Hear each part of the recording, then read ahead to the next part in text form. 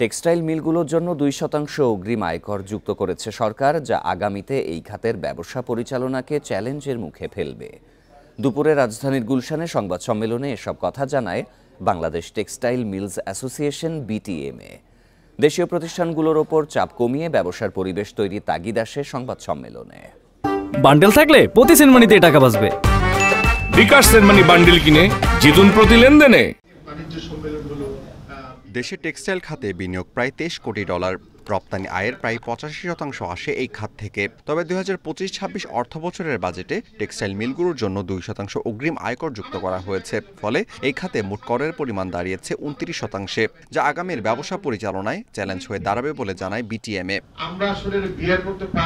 সংবাদ সম্মেলনে বক্তারা বলেন, বর্তমানে জ্বালানি সংকট, মজুরি বৃদ্ধি সহ নানা সংকটে এই খাতে উৎপাদন খরচ 15 থেকে 20% বেড়েছে। বাজেটের আগে ব্যবসায়ীদের সঙ্গেও আলোচনায় বসলেও কোনো পদক্ষেপ নেওয়া হয়নি। যে বাজেটটা হলো, এই বাজেটে আমাদের সাথে আলোচনা করা হলো, কিন্তু অত্যন্ত দুঃখের সাথে বলতে হচ্ছে যে বাজেট ডিসকাশনে ব্যবসায়ীদের কাছ থেকে যেই ধরনের পরামর্শ নেওয়া হয়, ওই পরামর্শের একটি ব্যাপারও কিন্তু আমরা বাজেট যেটা ফিক্সড হলো সেখানে দেখিনি। তাহলে এই লোক দেখানো ডিসকাশন করার কি প্রয়োজন?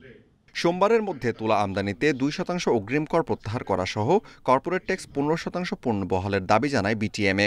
এছাড়া দেশীয় টেক্সটাইল মিলে উৎপাদিত সুতার উপর উৎপাদন পর্যায়ে কর প্রত্যাহার জরুরি বলে মনে করে সংগঠনটি।